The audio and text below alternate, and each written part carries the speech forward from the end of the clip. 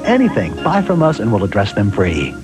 Just leave it to your secretary to get things done fast, neat, and free. Your secretary, 1200 Park Street in Perry. Lori Groves and News Center 13, where the news comes first 24 hours a day.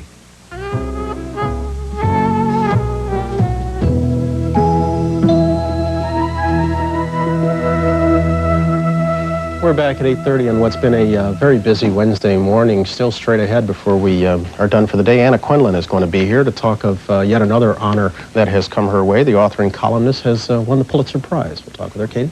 Also, we'll meet a man who overcame illiteracy and hopelessness to become Teacher of the Year, so honored by President Bush.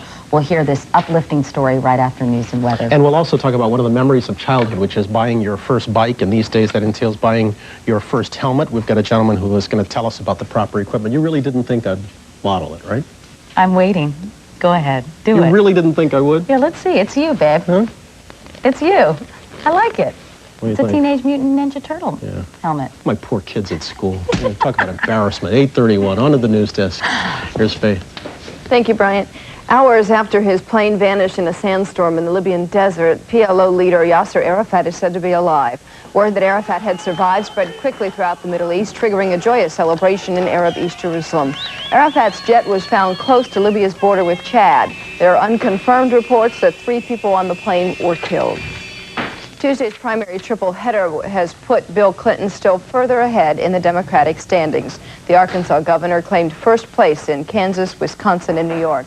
After the rough and tumble of the New York contest, Clinton said he is the man who can unite the country. Brown wound up not only behind Clinton, but also behind Paul Tsongas, who had suspended his campaign. Brown says he'll stay in the race until the end. Tsongas says he'll announce by the end of the week whether he'll resume his own campaign. Bill Clinton will be in Illinois today, meeting with both sides in a long strike at Caterpillar Incorporated. The company says it got about 30,000 phone calls on Tuesday asking about the permanent replacement jobs. The cold pills you take may not be what they're cracked up to be. A House subcommittee is looking at some over-the-counter remedies. Robert Hager reports. Antihistamine is a major ingredient in many over-the-counter cold remedies. But now the congressman whose subcommittee oversees the Food and Drug Administration claims antihistamines may not work against colds, may only relieve the symptoms of allergies and not colds. In an allergic reaction, pollen causes the nasal passages to release histamine, which in turn causes runny nose, congestion, and sneezing. But when the same symptoms are caused not by a pollen and histamine, but by a cold, some scientists believe an antihistamine does little or no good, and that whatever relief there is comes only from other ingredients in the remedy. The subcommittee chairman, Congressman Ted Weiss. They're being hyped, they're being sold to the public, not on the basis that they're great for allergies, but they're being sold because they're supposed to be great for reducing the symptoms of cold. Weiss says rank-and-file researchers at FDA have had doubts about the effectiveness of antihistamines for a long time. The American people are being separated from their monies while they're keeping their colds. But not everyone agrees with Weiss on this one. There are conflicting studies and a lot of ordinary cold sufferers who believe antihistamines do help. Today's hearing before a House subcommittee will try to sort out the evidence. Robert Hager, NBC News, Washington. Investigators say a passing car or even a pilot light in a nearby home may have been enough to ignite a thunderous gas explosion in East Texas. The blast of earthquake force killed a 6-year-old boy and leveled homes in an area around Brenham, Texas. 16 people were injured. The explosion tore through an underground pipeline. It was felt some 140 miles away. Later today, on a closer look, women who not only put their rapists behind bars, they also sued the places where they were raped and won. It's coming up on 8:34 now. That's the latest. All right, Faith, thanks so very much. Let's go on down to Willard Scott, who's been the only semblance of normality about this. Normalcy, normality? Normalcy. Normalcy. About this program today. Yours has been scheduled, and we've hit yours on time every time. For me to be normal is abnormal. We're pretty much on the money. We were a little late at what, 7? I was on at 7:20. And you know, it's an interesting thing. I don't know how many of you get hung up on this. People tell me all the time, I watch you while I'm shaving, or I know exactly where I am, you know, whether I'm late for school or whatever, because the show is segmented, and everything basically happens at the same time, right? So there were a lot of people late to work because weather didn't come on as scheduled. Is that what you're saying? There's a whole nation out there waiting now for that. So they're going to miss the bus. Hundreds of them. That's right. Not my fault. Send your cards to management. I'm here all the time, all alert, ready for action. Yeah. right in the old whatever the... Anyway, hey, this is a neat idea. You can paint your hearts out, Tampa, this weekend. Isn't this terrific? There's got 3,500 volunteers who are going to paint 120 houses owned by low-income elderly people. So you can check that out in Tampa if you like a brush and paint. I'm a lousy painter. I'm a great yard man, but I'm a lousy painter. I can really fix you up when it comes to doing grass and mowing and trimming. I love that. Happy birthday.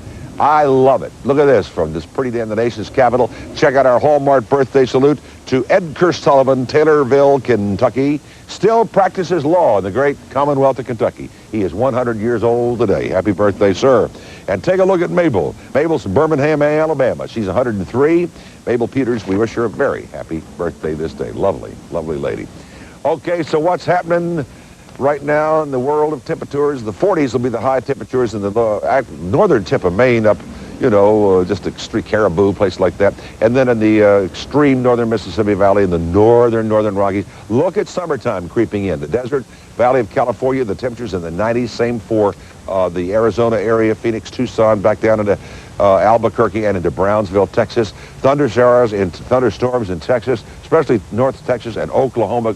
Could be a little bit serious in Texas and Oklahoma today. Watch out for that. A lot of fog this morning in the lower Mississippi Valley in the southeast, and a scattering of showers from northern California, Oregon, almost all the way across the country.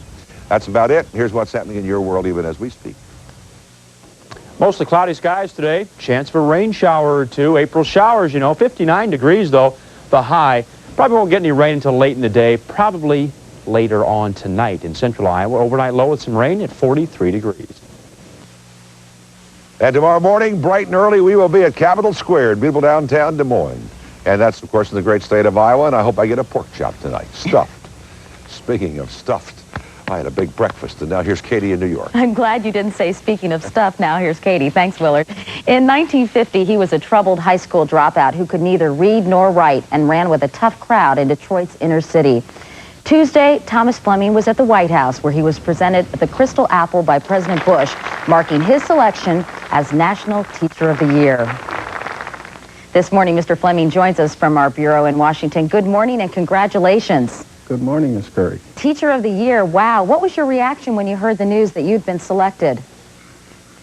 Being a teacher for 20 years and more, how could you just respond to something such an awesome honor? I was very excited. I'm sure. We mentioned, Mr. Fleming, that you did have a troubled upbringing. You grew up in a tough neighborhood, ran with a tough crowd. How did you find your way out of that situation? Part of it was kind of just in some of the decisions I made. I had joined the National Guard, and President Truman shortly after that inducted the National Guards into the regular Army for the Korean War. So I left the neighborhood to serve our country. Why did you decide to become a teacher, ultimately? Well, while I was in service and had had so many failures myself going through the public schools, I discovered that I couldn't read. I was in France. My mother had always told me, when you get in trouble, boy, you pray and you read the Bible. I took my government-issued New Testament out and couldn't read it, and that shocked me. But there was a group there that helped me, and so I began to read.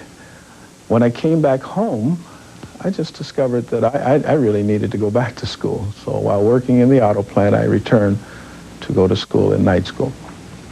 An inspiring story. Tell me, Mr. Fleming, about your students. Are they difficult to reach? Well, that's a continuation of the story. The first students that I had were streetwise kids right on 12th Street there in Detroit, where we just took them and tried to come together as a small team. And one of the things we did was memorize scripture together. Never at any point did I still believe I was going to enter education and become an educator. But I finished my training, went on to grad school, and at that time I came in contact with adolescents at the Ypsilanti Regional Hospital, Yorkwood, and it was there that I just really began to think in terms of working with these troubled adolescents. I could do something for them, and that's when I made the change to special education. How can you do something for these kids? How do you motivate them? First, you for me, it's always been recognizing how young they are, how promising they are. The potential sometimes bursts forth in their creativeness, in their mouthiness. They're poets, they're artists, they are actors, they're dramatists, they have leadership. So much of what I've done with them is just try to pull out some of those things, and it's been exciting. So you really see the potential, the promise, and not the problems. Well, if there are problems, to me, they're so young. These problems always have a solution. I just don't see us as a nation ever giving up on a young child. I read that you use one Bryant Gumbel as a role model for your students. Tell me about that. Oh, both Bryant and yourself.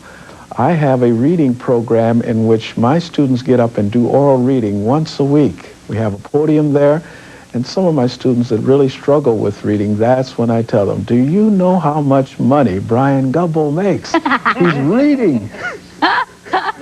And what do they say? Very little. Well, they say on the basis of that, well, maybe I'll give it a try. But yes, you are definitely our models. I'm sure, though, Mr. Fleming, you don't only emphasize the monetary aspects of success, do you? No, it's the reality that many of them are saying, this is how I make money other ways.